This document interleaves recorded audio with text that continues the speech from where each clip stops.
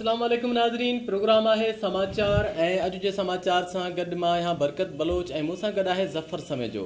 नाज़रीन, सिंध में ख़ासि तौर ते असां वटि तालीमी हवाले सां पहिरियां बि मयार घटि आहे ऐं ख़ासि तौर ते नियाणियुनि जे हवाले सां ॻाल्हि कजे त माण्हू केतिरो ई कीबाइनि था, केतिरनि मुश्किलातुनि खे मुंहुं ॾियनि था ऐं उन मुश्किलात दौरान अगरि डॉक्टर निमरता जहिड़ो वाक़ियो पेश अचे त मां सम्झां थो त हीअ हिकु दीवार जो सबबु बणिजे थो, जेको केतिरनि नियाणियूं जेके तालीम हासिलु करे मुल्क ऐं क़ौम जी ख़िदमत करणु चाहिनि थियूं उन हवाले सां उन्हनि जे लाइ ही कुसानियूं अलमीअ जो सबबु बणिजे थो।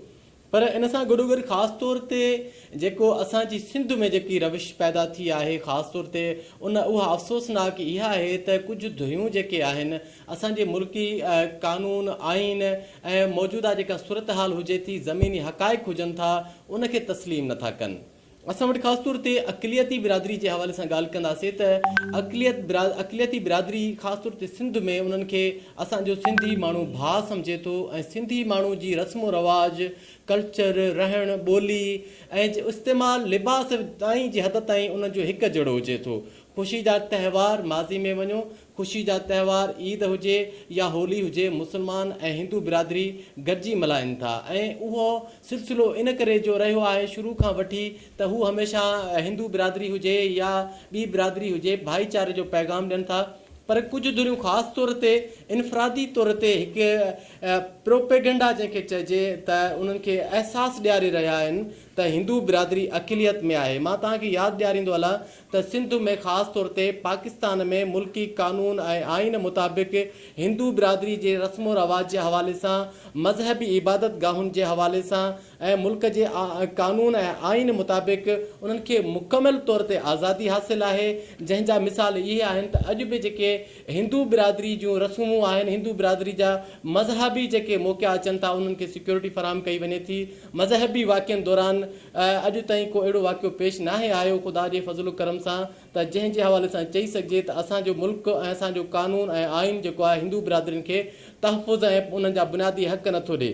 पर ख़ासि तौर ते इज्तिमाही तौर ते असां मुआशिरे जंहिंमें रहूं था त उन में 500 रुपए जे हवाले सां 500 रुपए जी ॻाल्हि ते, गार जी ॻाल्हि ते 100 माण्हू क़तल थी वञनि था। छा अक्सरियत में अगरि हिकिड़ी 500 असांजी ॾाहिरकी जो इलाइक़ो खैंचू आहे जिते 500 रुपए जे मामले ते लुंड ऐं शर बिरादरी जो तकरार थियो, जंहिंमें केतिरियूं ई जानियूं ज़ाया थी वियूं, त छा उन्हनि खे असां कहिड़े खाते में आणो, अक्सरियत में आणो या अक़लियत में? उन खां पोइ घोटकी ज़िले में कोश ऐं सोलंगी तकरार थियो, उन में 100 खां वधीक जानियूं ज़ाया थियूं, उन्हनि खे असां कहिड़े खाते में आणो? पर हिकिड़ी हथ ठोकी प्रोपेगेंडा करे हिंदू बिरादरी खे अहसासु ॾियारियो पियो वञे त हू अक़लियत आहिनि ऐं उन्हनि मां इनफ़रादी मक़सदु हासिलु करण जे लाइ हिकिड़ी जुस्तजू जो अमल जारी आहे। ईअं खणी चइजे त हिकिड़ो प्लान आहे जंहिं ते अमल कराए पियो वञे, जेको अफ़सोसनाक आहे। असां अॼु हिन हवाले मौज़ू ते ॻाल्हि कंदासीं। असां सां लाइन ते मौजूदु आहे सीनियर सहाफ़ी असद पिताफ़ी। असद पिताफ़ी साहिबु, असां तव्हांखे प्रोग्राम समाचार में भलीकार चऊं था ऐं असां तव्हांखां इहो पुछंदासीं त हिंदू बिरादरी खे हथ ठोके हिकिड़े प्लान तहत अक़लियत जो अहसासु ॾियारण में कुझु धुरियूं कोशिशि करे रहियूं आहिनि। छा इहा हक़ीक़त आहे त हिंदू बिरादरी खे मुल्की कानून ऐं आइन मुताबिक़ को हक़ हासिल न आहे? जी बरकत साहब, महिरबानी जी। जेसी ताईं अक़लियत वारी ॻाल्हि आहे त अक़लियत जो हिकिड़ो टर्म या हिकिड़ो इस्तिलाह ज़रूरु असांजे मुल्क में इस्तेमालु कयो वञे थो, पर उन अक़लियत जो मक़सदु इहो आहे त उहो अददी तौर ते उहे ज़रूरु घटि आहिनि मुस्लमाननि खां। पर ॻाल्हि सिर्फ़ु अददी न ॾिठी वेंदी आहे, ॻाल्हि ॾिठी वेंदी आहे माली हैसियत सां उन्हनि जो स्टेटस छा आहे। इहो तव्हां असां चङी तरह सम्झूं था त माना जिन खे पाण अक़लियत सम्झंदा आहियूं उन्हनि जी पोज़ीशन छा आहे माशी तौर ते, या उन खां पोइ जेके हिते अक्सरियत में आहिनि उन्हनि जी पोज़ीशन छा आहे।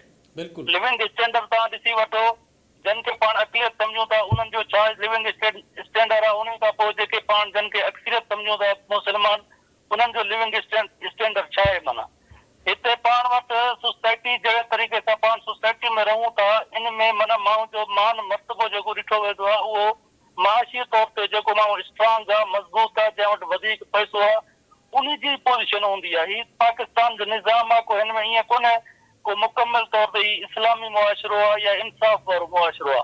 हीअ जेकॾहिं पाण वटि रियासत आहे त उहा बि नाले मात्र हिकिड़ो इस्लामी जमहूरिया रियासत आहे। बाक़ी जेसी ताईं ॻाल्हि आहे अदम तहफ़ुज़ जी, त अदम तहफ़ुज़ सिर्फ़ु अक़लियत जे लाइ अदम तहफ़ुज़ वारो मुआशिरो न आहे। हिते पाण वटि जेके बि माण्हू आहिनि, जेके बि मिसकीन माण्हू आहिनि, उहे बिल्कुलु अदम तहफ़ुज़ जो शिकार आहिनि। छो त चवंदा आहिनि न ॾाॾे जी लट खे ॿ मथा। हिते जेको ॾाॾो जीअं जेकॾहिं सरदार आहिनि ताक़तवर आहिनि उन्हनि जे अॻियां असां मुस्लमान जेको उहे बि असां कमज़ोर आहियूं। तव्हां ॾिसंदा आहियो कीअं ग़रीबनि सां हिते अशर थींदो आहे नशर थींदो आहे ऐं उन्हनि माण्हुनि खे कंहिं बि क़िस्म जी का फेवर बि कोन्हे का सपोर्ट बि न थींदी आहे जेके मुस्लिम आहिनि कमज़ोर। अञा हिंदू जेके हितां जा आहिनि जेके उन्हनि खे वरी बि अक़लियत जो फोरम त मौजूदु आहे न, उहो अक़लियती कार्ड त इस्तेमालु करे वठंदा आहिनि न।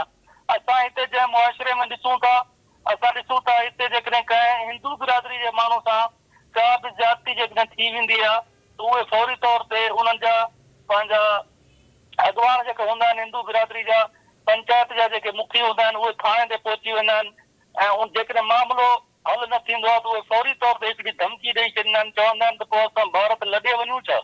जॾहिं उहे लॾे वञण जी ॻाल्हि कंदा आहिनि त पोइ वरी उन लॾ पिलाइण वारे लफ़्ज़ खे घुमायो वेंदो आहे, छो त पाण वटि हिकिड़ो हथोके विच में माहौल पैदा कयो वियो न, जेके माण्हू माशी तौर ते या पंहिंजे रीतनि रस्मनि जे करे मजबूर थी होॾे वञनि पिया, उन्हनि जा मिट माइट इंडिया में वधीक हुजनि पिया, उहे उन हिसाब सां होॾे वञनि या वरी उते यात्राउनि ते वञनि पिया त हिते कुझु हिकिड़ो फैक्टर अहिड़ो हुयो जेको माना उन जो ग़लति मक़सदु वठे पियो, उनखे ग़लति तरीक़े सां इस्तेमालु करे पियो ऐं इहो ॿुधाए पियो न त हिंदू जेकॾहिं तव्हांजे हालतुनि खां मजबूर थी करे लॾपण असद पितावी साहब बिल्कुलु तव्हांजो इहो अहम पॉइंट ते तव्हां ॻाल्हायो त हिकिड़ो ड्रामाई तौर ते लॾ पलाइण उनखे कोठे उनखे हिकिड़ी अफ़वाह।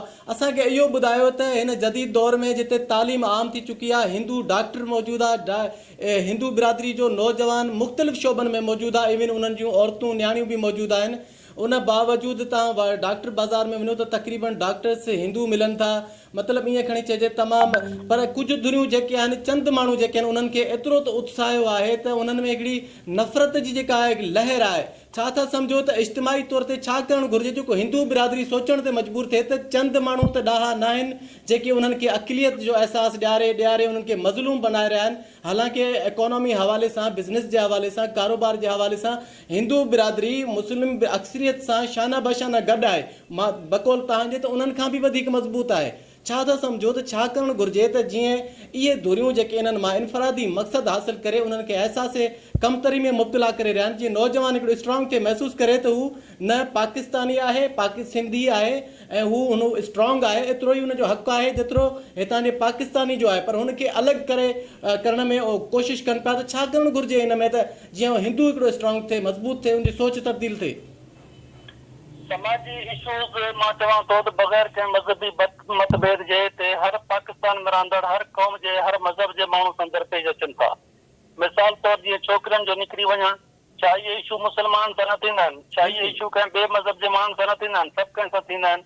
पर असांजे मुआशिरे में हिकिड़ो तज़ाद आहे। तव्हां ॾिसो जेकॾहिं को मुस्लिम उनजी भले मुस्लमान को वॾेरो हुजे, जेकॾहिं उनजी न्याणी निकिरी वञे थी, उहा जेकॾहिं प्यार जो परणो कंहिं सां करे थी त असांजी सॼी मीडिया, असांजा समूरा समाज सुधारक, असांजा समूरा क़ौम परस्त उनजी फेवर कंदा, चवंदा पसंदि जी शादी जो औरत खे हक़ आहे। पर साॻी ॻाल्हि जेकॾहिं हिंदू फैमिली जे कंहिं छोकिरी जी थी वञे थी त पोइ उहे साॻियो उल्टो उन छोकिरी सां नथा बीहनि, उन खे उते इज़हार जी आज़ादी नथा ॾियनि, उन खे पसंदि जे पढ़ण जो हक़ नथा ॾियनि, पोइ उते वरी उहे उन्हनि जे वालदेन सां बीहनि था। त माना पंहिंजे मुआशिरे में हिकिड़ो तज़ाद आहे ऐं इहे तज़ाद कहिड़े क़िस्म जा माण्हू फैलाइनि पिया उहे तव्हां ऐं असां सम्झूं था पिया त असां वटि हिते हिकिड़ो फैक्टर ज़रूरु मौजूदु आहे जंहिंखे ॿाहिरियां हिकिड़ी फंडिंग थींदी आहे, माज़ी में बि थींदी रही आहे। ख़ासि तौर ते जेके असांजा क़ौम परस्त जेके असांजा हितां जा आहिनि उन्हनि खे ॿाहिरि जी फंडिंग थींदी आहे। उहे उन्हनि माण्हुनि खे उन्हनि पंहिंजे डोनर्स खे ख़ुशि करण जे लाइ अतराजूं इन क़िस्म जूं ॻाल्हियूं बि कंदा आहिनि, इन क़िस्म जो माहौल बि पकड़ींदा आहिनि। जॾहिं त मां सम्झां थो हिते इन क़िस्म जो को अहिड़ो वॾो इशू कोन्हे जहिड़े तरीक़े सां हुनखे पेश कयो वेंदो आहे। वॾी महिरबानी असद पितावी साहब असां सां लाइन ते मौजूदु हो। बिल्कुलु असद पितावी इंतिहा हिकिड़ी जेकी ॻाल्हि कई आहे उहा संजीदा ऐं गौर तलब ॻाल्हि कई आहे त जेका हिंदू बिरादरी आहे उहा असां वटि ख़ासि तौर ते इकोनॉमी जे हवाले सां ज़फ़र या उनजे बिज़नेस जे हवाले सां या ईअं खणी चइजे त असांजो जेको सिंधी माण्हू आहे पाकिस्तानी आहे, उन्हनि खे पाकिस्तानी महसूसु करे थो, उनखे पंहिंजो भाउ सम्झे थो। रंग नसल जेका बिरादरी आहे उहा अलॻि आहे, लेकिन उनखे हिकिड़ियूं कुझु धुरियूं भाउ न पर दुश्मन तरह वधनि थियूं त भाउ तूं अलॻि आहीं, तुंहिंजो इहो वतन न आहे, तूं जेको आहे अक़लियत आहीं, तो में का बि ताक़त न आहे। छा चवंदो ही केॾी अफ़सोसनाक रविश आहे ज़फ़र जेका तफ़रीक़ हिकिड़ी तबिकनि में हिंदू बिरादरी खे विराए उन्हनि खे अहसास मरहूमी में मुब्तला कयो पियो वञे। बिल्कुलु बरकत सही चओ पिया। इहे कुझु धरियूं आहिनि जेको माना हिंदू बिरादरी खे अक़लियत में, लेकिन इन ते हिंदू बिरादरी खे पाण खे सोचणु घुरिजे त न असां पाकिस्तानी आहियूं, असां सिंधी आहियूं, असां सिंधी नागरिक आहियूं, पर उनखे पाण खे इन शइ मां निकिरणो पवंदो त असां पाकिस्तानी आहियूं। उनजे लाइ असां इहो हिंदू बिरादरी खे चवंदासीं त तव्हां इन शइ ख़तमु कयो, अक़लियत तव्हां पाकिस्तानी ऐं सिंधी आहियो, असांजा ॿाहिरि आहियो, बिल्कुलु इन शइ खे तव्हां ख़तमु कयो। हाणे उन्हनि धुरनि खे बि असांखे ॿुधाईंदासीं ख़ुदा रा अहिड़ो माहौल पैदा न कयो। हीअ असांजा पाकिस्तानी सिंधी भाउर आहिनि, असां जेतिरा उनखे हक़ आहिनि। वाक़ियो जेको असांजो लाड़काणे में अदी निमरता डॉक्टर निमरता सां थियो आहे, उहा निमरता रुगो हिंदू बिरादरी जी न आहे, बिल्कुलु उहा निमरता सिंध जा ई आहे। उहा निमरता पूरे हिन मां त सम्झां थो जेकॾहिं इंसानियत जो आलम आहे त उनजी भेण आहे। बिल्कुलु इहो वाक़ियो तमामु हिकिड़ो अफ़सोसनाक आहे। हिकु इंसान जो क़तलु पूरी इंसानियत जो क़तलु आहे। न को इन में इहो आहे त या हिंदू या मुस्लमान जो, बिल्कुलु इंसानियत जो पैगाम इहो आहे। लेकिन कुझु धुरियूं जेके आहिनि, हिकिड़ो वाक़ियो थिए थो ऐं उन खां पोइ अफ़सोसनाक वाक़ियो थिए थो। यकीननि उनजे वालिदैन, उनजी जेका फैमिली हूंदी, उन न्याणी सां उनजी ज़िंदगी जूं उमेदूं वाबस्ता हूंदियूं। हीउ हिकिड़ो अलमियो आहे, सानियो आहे। ऐं पाकिस्तान जो कानून आइन छो त ज़मीनी हक़ीक़तूं लिकी कोन थियूं सघनि, त असांजी कुझु धुरियूं आहिनि त उनखे हिकिड़ो अजीब रंग ॾेई उनजी फैमिली खे उन्हनि खे एतिरो परेशान करणु या उन स्टेज जी रविश खे चेंज करण जे हवाले सां। उनखां पोइ घोटकी जो जेको वाक़ियो पेश थियो, नोतन दास जे हवाले सां ज़ुल्म थियो आहे या हीअं थियो आहे, या उन जेको मुबैना तौरु गुस्ताखी वारो अमल कयो आहे, त इन जे हवाले सां पाकिस्तान जो कानून आइन रियासती कानून किरदारु अदा करे पियो। उन खां पोइ रद्द अमल में जेको थिए थो त उन में उन जो किरदारु सॼो नोतन दास जे हवाले सां चवनि था त प्रोफेसर आहे।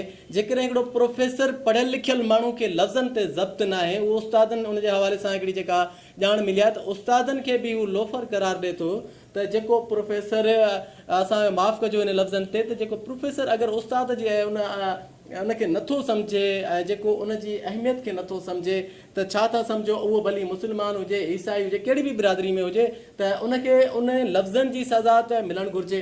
अगरि उहा कई आहे, अगरि न कई आहे त जेकी जन माण्हुनि उन अमल खे वधायो आहे उन्हनि खे सज़ा मिलणु घुरिजे। पर इहो सज़ा ॾींदो केरु कानून या असां ॾींदासीं? ज़फ़र इहो कहिड़ो तव्हां छा चवंदो त इहो कहिड़ो कानून आहे, कहिड़ो असांजो हथु ठोकी असां जेको आहे पंचायत आहे त नोतन दास जी हिकिड़ी धुर 20 माण्हू थी वञनि था, हिकु हुन पासे ॾांहुं हीअ सही आहे हीअ ग़लति आहे, अदालत लॻाए था वठूं। छा था सम्झो असांजी अदालतूं बंदि करे छॾणु घुरिजनि? बिल्कुलु नोतन दास त हिकु ग़लति अमल कयो आहे त उनखे इन जी सज़ा बिल्कुलु मिलणु घुरिजे। ऐं हुन निहायती इहो ग़लति अमल कयो आहे त लिखियल पढ़ियल माण्हू थी तूं अहिड़ा लफ़्ज़ जेको इस्तेमालु करे थो, इन सॼे मामले जो जेको आहे ज़िम्मेवारु नोतन ई आहे।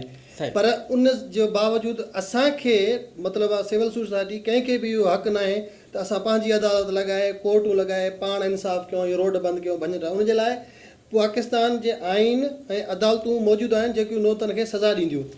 बाक़ी असां पंहिंजो जेको आहे न कानून अदालतूं नथा हली सघूं त कंहिं ते बि माना जेको आहे हिसाबु वठी सघूं। नाज़रीन, ख़बरूं खोड़ आहिनि, समाचार इलाही घणो आहे जिन ते ॻाल्हाइणु चाहियूं था, ऐं मुख़्तलिफ़ इलाइक़नि खां मुख़्तलिफ़ इन मां कॉल्स बि मौसूलु थियनि पियूं वाक़िअनि जे हवाले सां। त असां जेको आहे अॼु जो प्रोग्राम उन हिंदू बिरादरी उन मज़लूम न्याणी जेके हिकिड़ा ख़्वाब साबिया न थी सघा, अदी डॉक्टर निमरता जे हवाले सां उनजे नाले कयोसीं। हिन प्रोग्राम जो मक़सदु इहो आहे त असांजी सिंध में रहंदड़ हिंदू भली ईसाई या कंहिं बि मज़हब सां उनजो तालुक़ु हुजे, उहो माण्हू पाकिस्तानी आहे, उहो माण्हू सिंधी आहे, उनखे ओतिरो ई राइट आहे पाकिस्तान में जेको अक्सरियत खे आहे, जेको मुस्लमान खे आहे। हीउ पाकिस्तान असां सभिनी जो आहे। मुल्क जो कानून आइन हिंदू बिरादरी खे ऐं तमामु बिरादरियुनि खे उन्हनि खे हिकिड़ो हक़ु ॾिए थो, ऐं उहो हक़ु यकीननि उन्हनि खे मिले थो।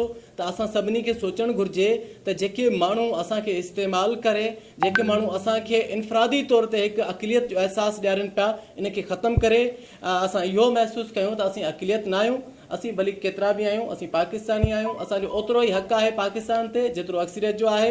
इन करे कुझु धुरनि खां असांखे सोचणो पवंदो, असांजे डॉक्टर खे सोचणो पवंदो, असांजे इंजीनियर खे सोचणो पवंदो, असांजे हर तबिके जे माण्हू खे सोचणो पवंदो त असां सभु पाकिस्तानी आहियूं, हिकु क़ौम आहियूं, चाहे कहिड़े बि रंग नसल सां तालुक रखूं था, पर आंगुरनि ते ॻणण वारा चंद माण्हू जेके नफ़रतूं फैलाइनि पिया उन्हनि खे रिजेक्ट करिणो पवंदो त जीअं असांजूं क़ौमूं तरक़ी करे सघनि ऐं असां अॻिते वधी सघूं। ऐं जेके इज्तिमाही तौर ते वाक़िया थियनि था इहे फ़र्दनि जा वाक़िया आहिनि, न की मज़हबनि जा वाक़िया आहिनि, न की किन क़बीलनि जा वाक़िया आहिनि।